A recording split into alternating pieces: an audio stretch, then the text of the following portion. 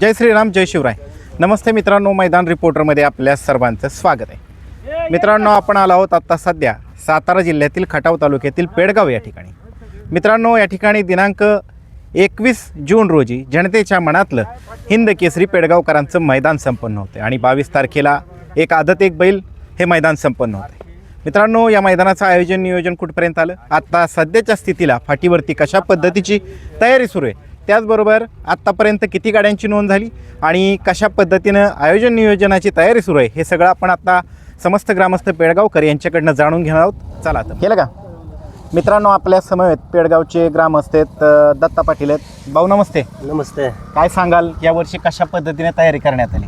यावर्षी भरपूर अशी चांगली तयारीचं नियोजन केलेलं आहे. जवळजवळ बॅरिकेड बाल्कनीचं गेल्या वर्षी जर आमच्याकडं थोडं कमी होतं, यावेळेस बाल्कनी जवळजवळ 3-4 पट आम्ही वाढवलेली आहे. किती एकंदरीत वाढवली बाल्कनी? एकंदरीत आम्ही एक 4 फूट बाल्कनी वाढवलेली आहे दोन्ही साईडला. हां, म्हणजे प्रेक्षकांची क्षमता वाढते बसायची. प्रेक्षकांना बसायला यावं आणि व्यवस्थित बघण्यासाठी पण येण्यासाठी, आपल्याला थोडी गर्दी कमी होण्यासाठी किंवा सगळ्यांना व्यवस्थित दिसावं म्हणून बाल्कनीचं थोडंसं यावर्षी नियोजन भरपूर केलेलं आहे. परत सुरुवात. मित्रांनो, आपल्या समवेत पेडगावचे ग्रामस्थ दत्ताभाऊ पाटील आहेत. पाटील नमस्ते. नमस्ते. काय सांगाल, संपूर्ण महाराष्ट्राला उत्सुकता असणारं जनतेच्या मनातलं पेडगावकरांचं हिंद केसरी मैदान दिनांक 21 जून आणि 22 जून रोजी संपन्न होत आहे. कशा पद्धतीने तयारी सुरू आहे, ग्रामस्थांमध्ये कशा पद्धतीचा उत्साह आहे? उत्साह ग्रामस्थांचा खूप असा छान आहे आणि नियोजन आता चालू झालं आहे. जवळजवळ फाटीत पूर्ण असे JCB वगैरे लावून ट्रॅक्टर वगैरे करून फाटे वगैरे व्यवस्थित करण्याचं काम चालू आहे आणि नियोजन असं चांगलं आहे आणि प्रतिसाद भरपूर आहे. यावेळेस ग्रामस्थांकडनं कसा प्रतिसाद आहे आणि इथली वातावरण कसं आहे आणि स्थिती कशी आता इथली वातावरण?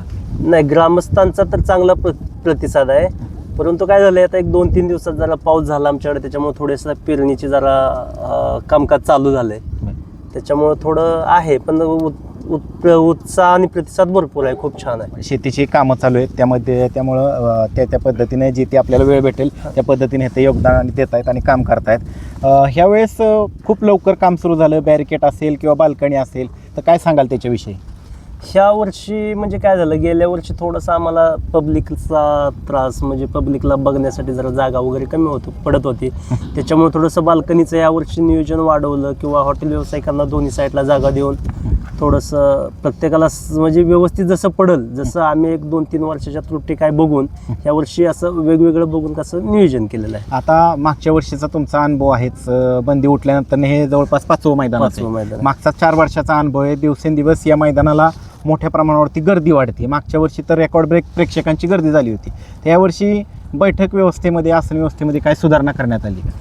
यावेळेस जवळजवळ गेल्या वेळेस आपल्याकडे फक्त 200 फूट बाल्कनी होती, यावेळेस जवळजवळ 600-700 फूट बाल्कनी आहे दोन्ही साईडला. हां, दोन्ही साईडची मिळून. त्यामुळे बाल्कनी पण आपण कसं होतं, येणाऱ्या माणसाला जरा बघण्यासाठी प्रेक्षक असतात, कुठल्या वेळेचे चाहते असतात, कुठले फॅन फॉलोअर्स असतात, सगळ्यांना थोडंसं कुठंतरी बसण्यासाठी बघण्यासाठी व्यवस्थित दिसावं म्हणून जरा थोडंसं यावर्षी आम्ही एक 2-4 वर्षाचा अनुभव घेऊन काहीतरी असं थोडं वाढवत चाललं आहे. ह्याचा फायदा होणार आहे का? कारण की ज्यावेळेस प्रेक्षकांची तुम्ही आसन क्षमता वाढवली त्यामुळे निकाल रेषेवरती प्रेक्षक ह्यावेळेस जास्त थांबणार नाहीत. हां, 100% निकाल रेषेवरती पण थांबणार नाहीत आणि 4 वर्षाचा 5 वर्षाचा अनुभव बघता यावर्षी जरा गेल्या वर्षी काय झालं, थोडंसं पब्लिक आणि प्रत्येकाच्या बैलाचे मोठमोठ्या बैलाचे फॅन फॉलोअर्स असतात किंवा त्यांचे चाहते असतात, ते थोडंसं आम्हाला त्रास देतात. म्हणजे आणि परत म्हणजे तुमच्या बैलासाठी तुम्ही बघण्यासाठी तुम्ही 100% बघा, फक्त तो कुठंतरी गोंधळ गडबड करून तो कुठंतरी असं गालबोट लागल आणि तुमच्या ज्या बैलाचे तुम्ही चाहते आहात त्या बैलाचं कुठंतरी नुकसान होऊ नये आणि हे नुकसान झाल्यानंतर तुमच्या त्रासामुळे शेवटी जो विपर्यास म्हणजे जो आक्षेप येतो की कमिटीनं असं करायला पाहिजे होतं, तसं करायला पाहिजे होतं, त्यापेक्षा थोडंसं प्रत्येकाने आपापले जबाबदारी आपण घ्यायची आहे. बघा, म्हणजे जे फॅन्स येणार आहेत बैलांची, नंदीचे किंवा जे बैलगाडा शर्यतीचे फॅन्स आहेत जे मैदान पाहण्यासाठी येणार आहेत, तर त्यांनी आयोजन कमिटीला सहकार्य करायचं आहे. आणि त्याचबरोबर दादा, आता सध्याची स्थिती काय, आता काम काय चालू आहे मैदानामध्ये? सध्या आता तिकडे दाब बघितलं, जर कॅमेरा फिरवला तर खाली फळी मारून एकदम व्यवस्थित असं फळीचं मारून म्हणजे फाटी एक लेवल करायचं काम चालू आहे. कुठं काय टपरं वगैरे आहेत का बघून, कुठं मुरुम टाकायला लागेल त्याच्यासाठी पण JCB आला आहे. ट्रॅक्टर आलाय का आता ते मुरून भरून कुठं काय लागेल ते चालू आहे व्यवस्थित त्या पद्धतीने काम चालू आहे. तर आता सगळ्यांना म्हणजे खूप उत्सुकता आहे. ह्यावेळेस बक्षिसाची रक्कम सुद्धा वाढवली, तर काय सांगाल याच्याविषयी? आणि जो बक्षिसांच्या रकमेच्या मधला जो गॅप आहे तो ज्या पद्धतीने अखिल भारतीय बैलगाडी संघटनेने सांगितला होता डिफरन्स ठेवायचा पहिल्यापासून ते 8 नंबर ते 10 नंबर बक्षिसापर्यंत, त्या पद्धतीने ठेवण्यात आला, काय सांगाल त्याविषयी? नाही, यावर्षी बक्षीस पण वाढवलेलंच आहे आपण आणि जवळजवळ जो 1 नंबर करून जो शेवटला 10 नंबर पण करणार आहे कुठेतरी बक्षिसाची लय तफावत असते बाबा. 20-20 हजारानं 30-30 हजारानं म्हणजे पहिलं 1,20,000 ठेवलं तर दुसरं कमी कमी कमी किंवा दुसरं 80, कुठलं तिसरं 60, परत 40, 50, 10, 30, 20 असं. पण ते आमच्याकडे म्हणजे आजपर्यंत आम्ही केलं नाही. शक्यतो करून जेवढं जमल तिथपर्यंत आम्ही 10-10 हजारानं कमी करत करत करत सगळी बक्षिसं काढतो. आणि यावेळेस तर बक्षिसं तर कमिटीची आहेतच, त्याच्यापेक्षा बाहेरची बक्षिसं त्या जी कमिटीची बक्षिसं आहेत त्याच्यापेक्षा जास्त आहेत. बरं, ह्यावेळेस जे बक्षीस जाते लाभलेले आहेत ह्या मैदानाला, ज्यांनी जे तुम्ही बॅनरवरती बक्षीस रक्कम जाहीर केली त्याच्या व्यतिरिक्त वेगवेगळे बक्षिसं जाहीर केले, त्यांच्याविषयी सविस्तर सांगा थोडं. त्यांनी कमिटीला जेवढी बाहेरून बक्षिसं दिलेली आहेत कमिटीची सोडून, त्या सर्व बक्षीसदात्यांचं असेल किंवा कोणी गुलाल दिला, कोणी बक्षिसं दिले, कोणी TV दिला, कोणी HF डिलेक्स दिली किंवा अजून कोणी पुस्तक दिले, अशा सर्वांचं एकदा पेडगाव ग्रामस्थांच्या वतीनं त्यांचं आभार आहे. आता ओपनचं मैदान सकाळी किती वाजता चालू होईल? ओपनचं मैदान बरोबर पहिला फेरा खालून 7 वाजता सुटणार, 6:30ला वरून खाली जाणार, इकडून खाली जायला, आणि 7 वाजता कंप्लीट 7ला झेंडा पडणार, 7ला फेरा पहिला, 7:05ला वरती येणार. 7:05ला बरोबर ती पहिला फेरा सुटणार आहे आपल्याला सांगितलेलं. मित्रांनो, आपल्या समोर बैलगाडी शर्यत क्षेत्रातील नामांकित झेंडापंच आनंदबुवा जगदाळे. बुवा नमस्ते. नमस्कार. बुवा, काय सांगाल, पुन्हा एकदा हिंद केसरी पेडगावच्या फाटीवरती दरवर्षीप्रमाणे जनतेच्या मनातलं हृदयातलं हिंद केसरी मैदान संपन्न होतं आहे आणि ओरिजिनल हिंद केसरी म्हणून या मैदानाची ख्याती आहे. तर काय सांगाल, कशा पद्धतीनं यावेळेस तयारी सुरू आहेत? आत्ता तयारी फाटीचं काम चालू आहे. बॅरिगेट वगैरे काम आता चालूच आहे. दरवर्षीपेक्षा आपण बॅरिगेट पण वाढवलेलं आहे. यंदा निकाल रेषेच्या पुढं 30-30 फूट बॅरिगेट आहे. कारण गेल्या वर्षी जरा त्या पब्लिकच्या ह्याच्यामुळे ह्याला जरा गोळ झाला. म्हणजे विनाकारण आम्ही तयारी करून प्रेक्षकांच्या ह्याच्यामुळं एखाद्या चांगल्या गाडीवर जर अन्याय होत असेल तर तिथं खबरदारी यंदा आम्ही म्हणून 30-30 फूट पुढं बॅरिगेट घेतलेला आहे.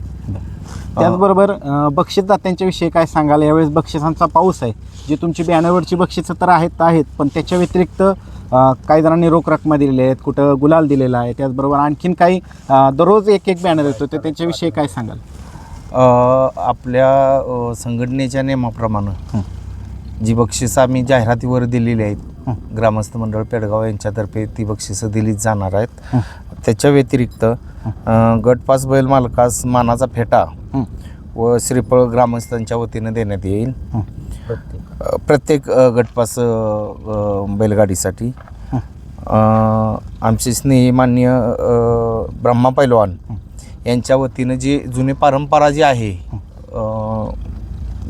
मानाच्या निशाणाची, ती त्यांनी कायम ठेवलेली आहे. गेल्याही वर्षी त्यांनी आम्हाला ते दिलं होतं. यंदाही फायनल पात्र बैलगाडी मालकांना मानाचं निशाण देण्यात येणार आहे ब्रह्मा पैलवान यांच्यातर्फे. रुद्राणी एंटरप्राइजेस, रुद्राणी समीर सुरेश माने यांच्या वतीनं एक भव्य चषक देण्यात येणार आहे. नंतर श्री शरद सीताराम पवार नवलेवाडी यांच्याकडून एक चषक आहे. म्हणजे सगळ्या फायनलच्या गाड्यांना चषक देण्यात येणार आहे. त्याच्यानंतर कैलासवासी सुनील दादा भगत कोळगाव बदलापूर यांच्याकडून फायनल सगळ्या गाड्यांना ढाली देण्यात येणार आहेत. बल्लाळ सर सातारा यांच्याकडून प्रत्येक फायनल बैलगाडी मालकांना ढाल देण्यात येणार आहे. अवंतिका फीड्स पुणे, वेगराज 6300 पशुखाद्याचे जे कंपनी आहे त्यांच्याकडून दोन्ही दिवसात जो बैल फायनलला राहील त्या फायनलच्या बैलासाठी HF डिलक्स गाडी जी आमच्या सध्या ताब्यात आहे ते बक्षीस देण्यात येणार आहे. जर दोन्ही दिवसात समजा एकच बैल राहिला तर त्याच बैलाला मिळेल. जर दोन्ही दिवसात फायनलला एकपेक्षा जास्त बैल राहिली, पहिल्या दिवशी फायनलला जी बैल राहिली त्यातलीच काही 4 बैल समजा दुसऱ्या दिवशी फायनलला राहिली, तर त्या चौघात ड्रॉ पद्धतीनं विजेता निवडण्यात येईल आणि त्यांना HF डिलक्स गाडी देण्यात येईल.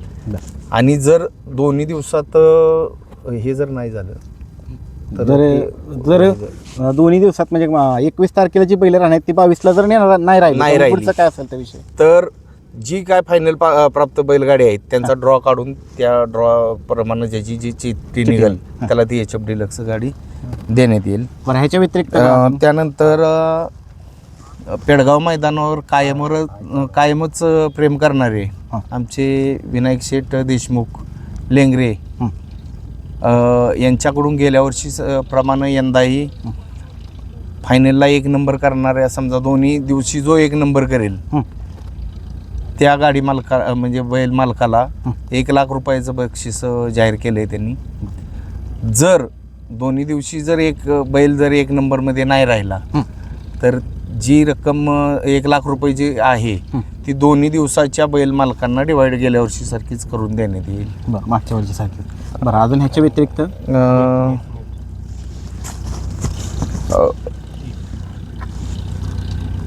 21 तारखेला जे हिंद केसरी मोठं ओपनचं मैदान होणार आहे त्या मैदानात जो 1 नंबर करेल त्या जोडीसाठी 21,000 रुपये रतिबासाठी, त्या बैलांच्या रतिबासाठी 21,000 रुपये बक्षीस देण्यात येणार आहे. आणि फायनल बैल मालकांनाच प्रत्येक बैल मालकाला प्रशस्तीपत्रक, एक हिंद केसरी मैदानाचं प्रशस्तीपत्रक देण्यात येणार आहे. याच्या व्यतिरिक्त कमीत कमी मला वाटतं 10-20 किलो गुलालाचे आम्हाला बऱ्याच जणांनी सांगितलेलं आहे की कोण 5 किलो गुलाल देणार आहे फायनल प्राप्त गाड्यांना सगळ्या, कोण 10 किलो गुलाल देणार आहे. हे आता आमच्याकडे नावं पण नाही त्यांची. त्याच्यानंतर मागच्या 4च दिवसात सागर सेठ कटरे यांनी फायनल प्राप्त बैलगाडी म्हणजे एका बैलगाडीला एक LED TV असं त्यांनी बक्षीस दोन्ही दिवशी का ओपनला पण हां दोन्ही दिवशी फायनल प्राप्त बैलगाडीला एका बैलगाडीला एक फायनल प्राप्त TV देण्यात येणार आहे. बरं, ॲम्ब्युलन्सची किती व्यवस्था करण्यात आली? आपल्याकडे 3 ॲम्ब्युलन्सची व्यवस्था आहे. पाण्याचा टँकर किती टँकर आहेत? पाण्याची मोठा 1 टँकर आहे आणि बारके आपले ट्रॅक्टरचे 2 टँकर आहेत. बरं, आणि 2 व्हीलर पार्किंग कोणत्या दिशेला आणि 4 व्हीलर पार्किंग? 2 व्हीलर जिकडून आपण येतोय वडूजकडून ज्या साईडने येतोय तिथंच पे अँड पार्किंगची सोय केलेली आहे. सगळ्या 2 व्हीलरवाल्यांनी आम्हाला डिपार्टमेंटची ही सक्त सूचना तशी आहे, तशी साहेबांची एक बाईट पण पडेल की 2 व्हीलर हे पार्किंगमध्येच लावा. पार्किंगच्या बाहेर तुम्ही इतरत्र लावलेल्या 2 व्हीलरचा कोणीही विचार केला जाणार नाही. प्लस 4 व्हीलर्सला आम्ही पार्किंगची सोय केलेली आहे. तसं तिथं आपण बॅनर हे लावणार आहे, बोर्ड लावणार आहे की जिथं 4 व्हीलरचं पार्किंग आहे तिथंच 4 व्हीलरची पार्किंग करा, जिथं 2 व्हीलरचं पार्किंग आहे तिथं 2 व्हीलरची पार्किंग करा. शक्यतो इतरच तर आणि मेन रोडला गाडी लावली तर डिपार्टमेंट ती गाडी जप्त करेल किंवा तिथं लॉकर टाकेल त्यांचं, आणि जे ती गाडी मग त्या मालकाने आपापल्या पद्धतीनं ते डिपार्टमेंटचं दंड काय असेल त्या पद्धतीनं पूर्ण, कारण यंत्रणा पूर्ण रस्ता ब्लॉक होतोय. त्यामुळे यंत्रणेनं आम्हाला क्लिअर सांगितलेलं आहे की त्या रस्त्याला जर कुणाचं हे सापडलं, कुणाचीही गाडी सापडली तरी तिच्यावर कारवाई होणार आहे. आता सातेवाडीच्या फाटीवरनं इकडे येत असताना त्या जो पहिला तुमचा साधा रस्ता होता कच्चा, तर आता त्याचं डांबरीकरण करण्यात आलंय, तर काय सूचना करता येईल युवकांना किंवा जे वाहन चालक आहेत त्या सगळ्यांनाच? सातेवाडी ते मांडवे हा जो मधला रस्ता आहे तो आत्ता जस्टच डांबरीकरण झालेला आहे. त्यामुळं मांडव्याकडून येणाऱ्या गाड्या गेल्या वर्षी पावसामुळे ज्या फसल्या होत्या तो काय यंदा अडचण राहणार नाही. आणि मैदानावर येण्यासाठी कराड भाग असेल किंवा खाली सांगली जिल्हा असेल वडूज मार्गे यावं लागेल. सोलापूर जिल्ह्यातून म्हणजे माळशिरस वगैरे त्या भागातून, दहिवडी पट्ट्यातून म्हणजे ते फलटण दहिवडी त्या भागातून येणाऱ्या गाड्या दहिवडीवरून मांडवे आणि मांडव्यावरून डायरेक्ट फाटीवर येता येते, त्यांना वडूजला जायची गरज नाही. इकडं पुशेगाव वगैरे त्या भागातून येणाऱ्या गाड्या डायरेक्ट सातेवाडीवरून चांगला रस्ता डांबरीकरण झालेला आहे त्या रस्त्यानं डायरेक्ट मैदानात येऊ शकतो आपण. वडूजला लोड होणार नाही ह्या दृष्टीनं ह्या 2 मार्गाचा वापर करा. मेहमानगड पेडगाव मार्गे, मेहमानगड दिवडी पेडगाव मार्गे तोही रस्ता चांगला आहे. ज्यांना शक्य होतं आहे पुशेगाव वाल्यांनी मेहमानगडवरून दिवडीवरून पेडगावला फाटीवर येता येते. शक्यतो दुसरी एक सूचना डिपार्टमेंटकडून अशी आलेली आहे की आपले मौल्यवान वस्तू घेऊन बरेचसे लोक इथं येतात, तर त्यात चेन स्नॅकिंगचे प्रकार होतात किंवा पाकिट चे प्रकार होतात. तर त्या प्रकाराला आळा घालण्यासाठी सक्त सूचना त्यांच्या अशा आलेल्या आहेत की मौल्यवान वस्तू शक्यतो सोनं किंवा चांदीच्या वस्तू तुम्ही परिधानच करू नका. गर्दीचा गैरफायदा घेऊन काय चोरटी त्या चोऱ्या करतात आणि नंतर त्याचा नाहक त्रास कसं होतं आहे. ह्या मैदानाला गेलो आम्ही आमचं हे गेलं असं बिनाकामाचं मैदानाला कुठंतरी गालबोट लागतं आहे. बाकी खेळाच्या बाबतीत आम्ही परिपूर्ण आहे, खेळाच्या बाबतीत आम्ही कुठलीही अडचण येऊन देणार नाही. पण ह्या ज्या वेगळ्या ॲक्टिव्हिटी ज्या आहेत की कुणाची काही चोरी होणं, कुणाची बाईक जाणं, हे तर बाईक वगैरे पे अँड पार्कमध्ये लावा तुम्ही. तिथं CCTVच्या निगराणीत त्या गाड्या राहतील. 4 व्हीलर रस्त्याच्या बाजूला न लावता किंवा रस्त्यावर न लावता, जेणेकरून तो रस्ता वाहतुकीचा रस्ता आहे, तो रस्ता ब्लॉक होतो आहे पूर्ण. इतरच तर जिथं आम्ही पार्किंगची व्यवस्था केलेली आहे तिथं 4 व्हीलरचं पार्किंग करा. ज्या पद्धतीने तुम्हाला आता आयोजकांनी आणि समस्त ग्रामस्थ पेडगावकरांनी सूचना केलेल्या आहेत, मी पण तुम्हाला एक सांगू इच्छितो, मांडवावरनं जो रस्ता येणार आहे त्याचं नवीनच डांबरीकरण झाले आणि सातेवाडीवरनं येणाऱ्या रस्त्याचं पण डांबरीकरण नवीनच झालं आहे. 1-4-5 दिवसापूर्वीचा रस्ता झाला आहे. त्यामुळे वाहन चालकांनी वाहनं चालवत असताना सावकाश चालवावीत, सुरक्षेच्या नियमांचं पालन करावं. ज्या ठिकाणी पार्किंगची व्यवस्था करण्यात आली त्या ठिकाणी पार्किंग करावं. मौल्यवान वस्तू शक्यतो मैदानात घेऊन येऊ नका. त्याचबरोबर तुमच्याबरोबर येणारे ते तुमचे मित्रपरिवार आहेत, तर त्यांच्याशी इथं आल्यानंतर कम्युनिकेशन पूर्णपणे मोबाईलचं बंद होतं. का तर इथं मोठ्या प्रमाणावरती क्राऊड जमा होतो आणि फोन लागत नाहीत. त्यामुळं ज्यांनी त्याने आपापल्या ठराविक काही ठिकाणं असतील त्या ठिकाणी गाड्या पार्क केल्या आहेत, त्या ठिकाणी त्यांना येण्याचा सल्ला द्यावा किंवा त्या ठिकाणी आपण आपलं मार्किंग करून त्या ठिकाणी उपस्थित राहावं. कारण की इथं मोठ्या प्रमाणावरती क्राऊड होतं, इथं कोण हरवला, कोण कुठं चुकलाय तर हे सांगणं पण मुश्किल होत असतं. त्यामुळं ज्याने त्याने आपापली मैदानात येत असताना योग्य ती खबरदारी घेऊनच यायचं आहे. त्याचबरोबर जे खाद्य विक्रेते आहेत त्यांना काय सूचना कराल तुम्ही? खाद्य विक्रेते आहेत त्यांना आम्ही खाऊ गल्ल्या केलेल्या आहेत. खाऊ गल्ल्यात त्यांनी आपल्या पद्धतीनं गाड्या लावाव्या, त्या तंटाव होऊ नये. जे प्लॅस्टिक किंवा रिकाम्या बाटल्या आहेत किंवा जो कचरा आहे तो त्यांनी एका जाग्यावरच एका मोठ्या बॅगमध्ये भरून ठेवावं. ती उचलण्याची सोय आम्ही करतोय. पण इतरच तर कसं आहे, आजूबाजूला सगळं माळरान आहे, इथं मेंढरं फिरतात, जनावरं चरायला येतात. जेणेकरून प्लॅस्टिक पोटात वगैरे जाऊन आपण जर गोसंवर्धन हा जर आपला जर कॉन्सेप्ट असेल तर शौकीनाने तेवढं एक लक्षात ठेवावं की आपल्यामुळं ह्या हलगर्जीपणामुळं एखाद्या जनावराच्या पोटात प्लॅस्टिकचा कागद असेल, त्याला स्टॅपलर पिन असतील, टाचणे असतील, लोखंडी वस्तू असतील, असं काही जाऊन त्या जनावरालाही जाऊ नये. हे सगळ्या आपल्या म्हणजे बैलगाडी प्रेमींनी आदर्श घालून दिला पाहिजे. काय होतं इतरच तर पूर्ण मोकळं माळ आहे आणि इथं जे मोकळी जनावरे चरायला येतात ते मग खाण्याच्या नादात ते तेलकटाच्या वासाने येणं ते खाल्लं जाते आणि त्याचे बरेचसे प्रकार इथं घडायला लागलेले आहेत असे. त्यामुळं कसं होतं आहे, जी मोकळी जागा आपल्याला आज मैदानाला भेटते, कालांतरानं ह्या त्रासासाठी त्या मालकांनी जागा बंद जर करायला सुरुवात जर केल्या तर नंतर मैदाने आपण घ्यायची कुठं, हा जरा खाद्य विक्रेत्यांनी आणि यांनी पण जरा विचार केलेला पाहिजे. बरं, आता ओपनच्या मैदानाला पल्ला किती ठेवताय? ओपनचा मैदानचा आपला पल्ला जो पूर्वीपासून जो पल्ला आहे 950 फुटाचा, तो 950 फुटाचाच पल्ला राहील. आणि आदतला देखील तोच पल्ला राहील. आतामध्ये अंतर किती ठेवलं ह्यावेळेस? आतमध्ये आपल्या फाटीचं पूर्वीपासून जे आहे 15 फूट, फाटी सोडून 15 फूट आत आपला आहे. एका वेळेला 2 गाड्या म्हटलं तरी तिथं बैलाला इजा न होता पळू शकते. ज्या काही सूचना आलेल्या आहेत बैलगाडी मालकांच्या किंवा जे तुम्हाला वाटते ज्या ह्या ठिकाणी बाबा इथं आवश्यकता आहे, निकाल रेस संपल्यानंतर लेवलिंग असेल किंवा जे बारीक सारीक खड्डे पडलेले आहेत त्याचं सगळं कधीपर्यंत काम होईल? आज संध्याकाळपर्यंत फायनल होईल. आता काम चालूच आहे ते. मुरुम पुढं जे दगड वगैरे जे उघड आहेत त्याच्यावर मुरुम वगैरे टाकून जे शक्य आहे ते काढता येते तेवढं काढूनच टाकणार आहे. पण जे काढता येत नाही, जिथे खड्डा वगैरे होते त्याच्यावर मुरुम माती टाकून ते सगळं पॅक करण्यात येणार आहे. निकाल रेषेच्या पुढं यंदा 30-30 फूट बॅरिगेट आहे.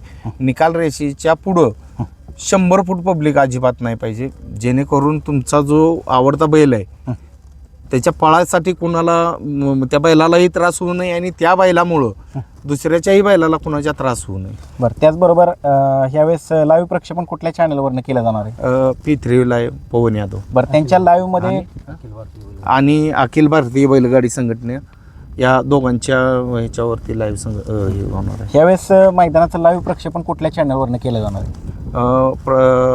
P3 लाईव्ह पवन यादव आणि अखिल भारतीय बैलगाडी संघटना. बरं, या दोन्ही चॅनलला लाईव्ह प्रक्षेपणामध्ये कोणताही अडथळा निर्माण होणार नाही यासाठी योग्य ती सगळी तयारी केली का? आणि त्याचबरोबर इंटरनेटची कनेक्टिव्हिटी पण योग्य ती देण्यात आलेली आहे? 100%. कारण गेल्या 2-3 वर्षापासून विनायक शेठ देशमुख लेंगरे यांना जसं ते म्हणजे तो जरा कमी वाटलं की मैदानात ते कमी पडते, त्यावेळेपासून त्यांनी ते मैदानात इंटरनेटची आणि ह्याची सुविधा केलेली आहे. बरं, केलेली आहे. आता वळूयात मित्रांनो या मैदानाची फायनल ज्यांना मित्रांनो आता वळूयात या मैदानाच्या फायनल अपडेटकडं. ज्या सर्व प्रेक्षकांना बैलगाडी मालकांना या मैदानाच्या फायनल अपडेट जाणून घ्यायची होती ती म्हणजे मैदानाची नोंद किती झाली, आदतची किती झाली आणि ओपनची किती झाली आणि लॉट कधी निघणार आहेत ते सगळं आपण आता महाराष्ट्राचा बुलंद आवाज म्हणून ज्यांची ओळख आहे ते प्रसिद्ध समालोचक सुनील मोरे सरकार पेडगावकर यांच्याकडनं जाणून घेणार आहोत. सांगाल सगळ्या प्रेक्षकांना उत्सुकता आहे की यावेळेस मैदानाची तयारी कशी झाली आणि आता कसा उत्साह आहे समस्त ग्रामस्थ पेडगावकर आणि आजूबाजूच्या सगळ्या पंचकृषीमध्ये? सर्वांचा उत्साह चांगला आहे, कारण पाऊस पडल्यानंतर पहिलं मैदान होतं ते पेडगावचं मैदान होतं आणि त्यातल्या त्यात मुंबईला पाऊस झाल्यानंतर मुंबईचा सगळे बैलगाडी मालक घाटावरती येतात, त्यांचंसुद्धा हे पहिलं मैदान होतं. त्यामुळं सुंदर असा सर्वांनी प्रतिसाद दिलेला आहे. गाड्यांची नोंद पण आता बऱ्यापैकी चालू आहे, परंतु काय होतं आहे आपल्याकडं गाड्या आपण कितीही घेऊ शकतो, परंतु आपण कुठंतरी बैलगाडी मालकच आहे त्यामुळे आपल्याला माहिती आहे जास्त गाड्या गटाला पळल्यानंतर काय प्रॉब्लेम होतो, बैलांना काय अडचण सगळी आपल्याला माहिती आहे. त्यामुळे आपण काय केलेलं आहे ओपनसाठी 1001ची गाड्यांची नोंद आपण घ्यायचं ठरवलेलं आहे. त्यामध्ये गट 10 होतील, सेमी 10 होईल आणि फायनलसुद्धा 10च होईल. आणि आपल्या फाट्या किती आहेत? फाट्या आपल्या 12 फाट्या आहेत. 12 फाट्या आहेत. आणि आता सध्याच्या घडीला ओपनची किती नोंद झाली? ओपनची आत्ता आपल्याकडे एक सकाळी 800+ गाडी झाली होती, आत्ताचा एक म्हटलं तर 50 धरा 850 आपल्याकडे गाडी झालेली आहे. मित्रांनो आज तारीख आहे 18 जून. तर 18 जूनचे दुपारचे 12:15 वाजता आहेत आणि ह्या तारखेला 850च्या दरम्यान गाडी झालेली ओपनची. आणि आदतची किती झालेली?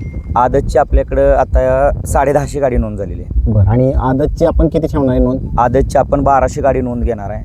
त्यामध्ये सुद्धा आपण गट हे 10च पळवणार आहे, सेमीसुद्धा 10च होणार आहे आणि फायनलला 12 गाड्या पळतील. त्याचबरोबर मैदानात पशुवैद्यकीय अधिकारी वगैरे सगळे उपस्थित राहणार आहेत दोन्ही दिवस. पशुवैद्यकीय अधिकारी त्यांची टीम आणि त्यांची ॲम्ब्युलन्ससुद्धा या ठिकाणी या मैदानात उपस्थित राहणार आहे. बरं, आणि आम्ही सकाळपासून पाहतोय तुम्ही ज्यावेळेस अपडेट टाकताय मैदानाची त्यावेळेस अपडेट टाकल्यानंतर बऱ्याच जणांचं म्हणणं आलं की लवकर लॉट काढा, तर लॉटच्या संदर्भामध्ये काय सांगाल? नाही, लॉट आपण आदल्या दिवशीच काढत असतो, सरासरी 12च्या आसपास काढत असतो, परंतु आता वेळेला बैलगाडी मालकांचं टोटली नाव आपल्याला जाहीर करायचं आहे. बरं, नुसतं पावती नंबर नाही, टोटल नाव जाहीर करायचं आहे आणि त्यासाठी आपण सकाळी 10ला 20 तारखेला सकाळी 10ला लॉटला आपण सुरुवात करणार आहोत. बरं, आणि इतर जो तुमचा वेळ शिल्लक राहतोय तो तुम्हाला टॅली मारण्यासाठी वेळ हवा आहे? टॅली मारण्यासाठी आपण आधीच घोषित केलं होतं. काय होतं पावत्याचा इथं बरेच जण असे आहेत की कुठनं ना कुठनं तरी पर्याय काढतात आणि काय ना काहीतरी करतात. गेल्या वेळेस 3 गाड्या डबल पडलेल्या होत्या ओपनच्या मैदानाला. आपण 1 गाडी 1 पावती असा आपण नियम केलेला आहे आणि त्या पद्धतीत अजून बरेच बैलगाडी मालक असे की थोडंसं कुठंतरी वेगळ्या पद्धतीत डबल पावत्या टाकतात. इथं डबल पावती अजिबात घेतली जात नाही, 1 पावती आणि सगळ्याची टॅली करून टाकली जाईल. परंतु निदर्शनास थोडंसं कसं होतं सगळा ताळमेळ बसणं अशक्य आहे. ज्यावेळेला लॉट आपण काढतो त्यावेळेला जरी कुणाच्या निदर्शनास आलं तरी लगेच त्यांनी आपल्याला सांगायचं किंवा ऑब्जेक्शन घ्यायचे त्या गाडीवरती, त्या गाडीला निकाल आपण दिला जाणार नाही. त्या पद्धतीने मोरे सरकारने आपल्याला सूचना केलेल्या आहेत, त्या पद्धतीने सगळ्यांनी गाड्या नोंद करा. काही थोडीशीच नोंद शिल्लक राहिलेली आहे. काय सांगाल हे संपूर्ण मैदान माननीय सर्वोच्च न्यायालय, महाराष्ट्र शासन आणि अखिल भारतीय बैलगाडी संघटना महाराष्ट्र राज्य यांनी घालून दिलेल्या नियमाटीनुसारच पार पडेल का सर? 100%. कारण बैलगाडी शर्यती ज्यावेळेला बंद होत्या त्यावेळेला चालू करण्यासाठी सगळे श्रेय या अखिल भारतीय संघटनेच्या पदाधिकाऱ्यांचा आहे आणि त्यांनी चालू करण्यासाठी जो जीव ओतून त्यांनी काम केलेलं आहे ते काम पाहता त्यांच्यामुळं आपण ह्या बैलगाडी शर्यती आता आपण पाहतोय. त्यामुळं बैलगाडी शर्यत हे मैदान पूर्ण अखिल भारतीय संघटनेच्या नियमाला अधीन राहूनच मैदान संपन्न होणार आहे. जे आता नवीन संघटनेत नियम केलेले आहेत त्या नियमाला अधीन राहूनच हे मैदान संपन्न होणार आहे. पश्चिम महाराष्ट्र आणि मुंबई मर्यादेचंच हे मैदान राहील का? पश्चिम महाराष्ट्र आणि मुंबई मुंबई घ्या किंवा खाली चिपळूण म्हणजे पालघर कोकण घ्या, जे संघटनेने नियम लादून दिले त्या नियमाप्रमाणे मैदान होणार आहे. आता बऱ्याच जणांचा शंका आणि कुशंका आहेत, परंतु या मैदानाची जर आपण परंपरा पाहता, मी जन्माच्या आधीपासून हे मैदान या ठिकाणी संपन्न होत असतं. आता हे मला कसं नाव घ्यायचं नाही, पण आता मी घेऊ इच्छितो. काय होतं आहे, हे मैदान संघटनेच्या नियमानुसार संपन्न होतं आहे, त्यामुळे कुठंतरी आमचेही हात बांधलेले आहेत. आम्ही संघटनेला डावलून मैदान घेऊ शकत नाही आणि घेणार सुद्धा का नाही. संघटना जशी बोलेल त्या पद्धतीने हे मैदान संपन्न होणार आहे. त्यामुळं बैलाच्या विक्रीचा खरेदीचा जो करार जे जाहीर केलेला आहे त्या पद्धतीचं आपल्याला जर मान्य असेल तरच या स्पर्धेमध्ये सहभाग घ्यायचा आहे. जर आपण पळाला निदर्शनास आलं, ऑब्जेक्शन आलं, त्या गाडीला निकाल दिला जाणार नाही का, तर निकाल दिला जाणार नाही. फक्त सर्वांनी सहकार्य करा, हे आपलं मैदान आहे, आपल्या सर्वांचं मैदान म्हणून या ठिकाणी या मैदानाकडे पाहिलं जातं आणि त्या पद्धतीतच पहा आणि या मैदानाचा आपण सगळ्यांनी आनंद लुटा. मित्रांनो, ज्या पद्धतीनं अखिल भारतीय बैलगाडी संघटना महाराष्ट्र राज्य यांनी ज्या पद्धतीने मार्गदर्शक सूचना मध्यंतरी जारी केल्या होत्या, त्याच पद्धतीने हे मैदान संपन्न होणार असलेलं आपल्याला मोरे सरकार यांनी सांगितलेलं. आता आपण वळूयात पेडगावचे जे अन्य ग्रामस्थ आहेत त्यांच्याकडे वळूयात. दादा नमस्ते, आपलं नाव सांगा. नमस्ते, संदीप जगदाळे. बरं दादा, काय सांगाल यावेळेस कशा पद्धतीनं गावामध्ये उत्साह आहे, आजूबाजूच्या परिसरामध्ये उत्साह आहे, वडूज नगरीमध्ये कसा उत्साह आहे, त्याचबरोबर आजूबाजूला जी 15-16 गावं आहेत त्यांच्यामध्ये कसा उत्साह आहे, पंचकृषीमध्ये? पंचकृषीमध्ये आत्ता असा उत्साह आहे की 21 तारीख कधी येते की 21 तारीख पेडगावचं जे मैदान आहे ना, हिंदकेसरी मैदान, ते मैदान आजूबाजूचे लोक बोलतात, आमच्या आजूबाजूला सगळे गाव आहेत, 20-25 गाव आहेत ना, सगळे बोलतात 21 तारीख कधी येते, आम्ही पेडगावला येणार आहे की आम्हाला ते मैदान बघायचं आहे. आणि पेडगावच्या मैदानाची एक हैसियत अशी आहे की वरती टेक असल्यामुळे ना, वरच्या साईडला तिथून निकाल रेषा सगळी दिसते वरूनच, त्यामुळे पब्लिक जास्त त्रास होत नाही. चित्ताडीचा डोंगर म्हणतात त्याला. हां, चित्ताडीचा डोंगर म्हणतात, बरोबर आहे. तर यावेळेस सगळे विक्रम मोडले जातील, सगळे रेकॉर्ड मोडले जातील. सगळे रेकॉर्ड मोडले जातील. पार्किंगची व्यवस्था व्यवस्थित केलेली आहे आणि गाडी बैलांसाठी पाण्याची व्यवस्था पण केलेली आहे. आणि जो पेडगाव वडूज सातेवाडी मांडवे जो रोड आहे ना, तो रोड फक्त खाली ठेवा, कारण का त्या रोडने बाकी पब्लिक पण जात असते, त्यामुळे गाड्या ना ही नाही झालं पाहिजे, म्हणजे ॲम्ब्युलन्स वगैरे आपल्याला जायला लागणार आहे इथून, त्यामुळे रोड क्लिअरच ठेवा. बघा, ॲम्ब्युलन्सला जो राखीव रस्ता ठेवला आहे त्याच्या कडेला तर कोणीही चुकूनसुद्धा पार्किंग करू नका. गाड्या ह्या पार्किंगच्या ठिकाणी, ज्या ठिकाणी जागा आरक्षित केली पार्किंगला, त्याच ठिकाणी तुम्ही पार्किंग करा. आम्ही तुम्हाला व्हिडिओच्या माध्यमातून ज्या ठिकाणी पार्किंग असेल ते पुढच्या व्हिडिओमध्ये ज्यावेळेस ती जागा आरक्षित केली जाईल त्यावेळेस दाखवू. त्या पद्धतीने तुम्ही सगळ्या आयोजन कमिटीला सहकार्य करा. आत्ता सध्या मैदानाची तयारी सुरू आहे. अतिशय सुंदर असं वातावरण आहे. जनतेच्या मनातलं ओरिजिनल हिंद केसरी पेडगावकरांचं मैदान हे देशातलं यावर्षीचं सर्वात उत्कृष्ट मैदान ठरणार आहे. धन्यवाद मित्रांनो.